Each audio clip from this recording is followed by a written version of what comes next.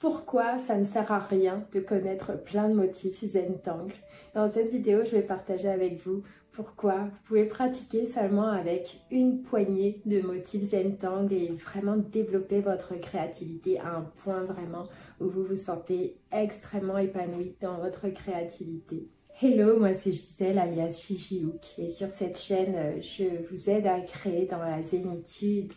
et le lâcher prise, vous connecter à votre créativité. Donc abonnez-vous pour recevoir le maximum d'astuces régulièrement. Donc dans mes cours d'initiation de Zentangle, d'ailleurs, le prochain aura lieu bientôt. Vous pouvez voir le lien dans la description pour vous inscrire au prochain cours d'initiation. C'est des cours de 3 jours dans lesquels je partage avec vous toutes les vertus de la méthode Zentangle, de l'art inspiré du Zentangle et comment vous pouvez utiliser ça pour vraiment vous recentrer, vous connecter à vous-même et à votre créativité. Donc dans ces cours d'initiation, souvent vous découvrez et il y a cette phrase qui revient souvent, c'est « Waouh, j'ai envie de connaître plein de motifs, c'est ça mon objectif maintenant, connaître plein de motifs Zentangle ». Et à chaque fois, je vous demande de faire très attention à ça parce que les motifs Zentangle, il y en a énormément, il y en a plusieurs centaines et on peut très vite se perdre dans cette recherche absolue de motifs, d'autant plus que certains motifs, la plupart sont quand même évolutifs, donc il y a des motifs qui vont être plus adaptés à des personnes qui démarrent, d'autres motifs qui vont être plus avancés et c'est important de pouvoir justement faire la part des choses et pouvoir avancer à un bon rythme, un rythme tranquille plutôt que vouloir tout faire au début et s'épuiser, justement se perdre totalement dans cette grande marée de motifs Zentangle. Et pourtant, même avec après des années de pratique, je me suis rendu compte que ça m'apportait beaucoup plus au niveau de ma créativité, d'aller me concentrer sur quelques motifs, ceux qui m'attirent le plus. On est tous différents, donc il y en a avec lesquels on va accrocher, d'autres moins. Mais voilà, de prendre certains motifs et d'aller les explorer vraiment, d'aller à fond au maximum des possibilités qu'on puisse connaître, qu'on puisse développer. Et c'est d'ailleurs pour ça que pendant ces cours d'initiation que j'anime, il y a aussi des personnes qui pratiquent depuis longtemps et qui viennent quand même participer à ces cours parce que c'est pas qu'une histoire de « Ah, je vais dessiner un motif aujourd'hui, je vais apprendre un nouveau motif ». C'est « Je vais pratiquer la méthode Zentangle, l'art inspiré du Zentangle, je vais développer ma créativité, je vais aller chercher le petit détail en plus, le petit truc en plus qui m'amuse aujourd'hui et que j'ai envie de tester, que j'ai encore jamais testé. Et là, il y a une véritable magie qui se met en place. Là, par exemple, je vais vous montrer un exemple avec un motif que j'adore, qui est vraiment adapté en plus pour toute personne qui débute, même si vous n'avez jamais dessiné, vous pouvez dessiner ce motif. Et là, je vais vous montrer quelques exemples en photo qui vont apparaître là, où vous allez voir justement comment avec un seul motif très simple, voilà une version là où je l'ai dessiné.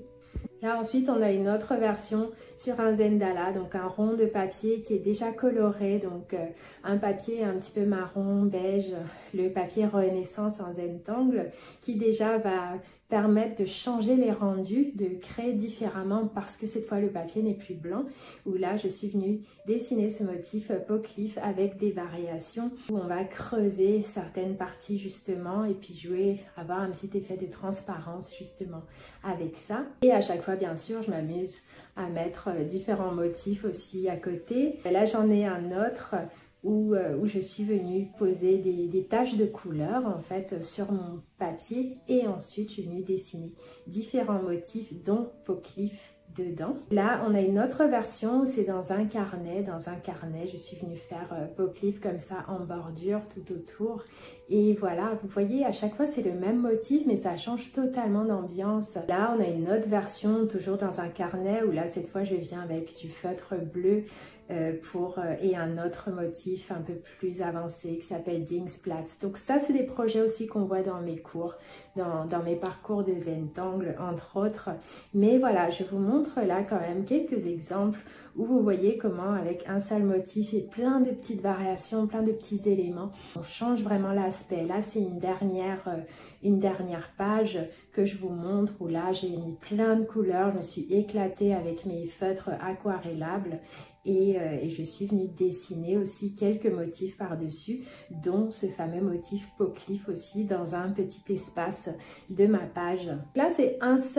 l'exemple d'un seul motif avec seulement quelques photos, en sachant que je me suis vraiment amusée énormément toutes ces dernières années, parfois même sur toile aussi, avec ce motif Pocliff sur différents supports, avec différents médiums au niveau de la couleur. Donc vraiment, je vous ai sorti cet exemple pour vous montrer à quel point c'est secondaire au final de connaître plein de motifs. Par contre, ce qui va vraiment vous faire avancer et ce que j'aime partager avec vous, c'est justement les façons d'utiliser un motif, d'aller l'explorer, d'aller prendre de la liberté avec, d'aller poser des couleurs,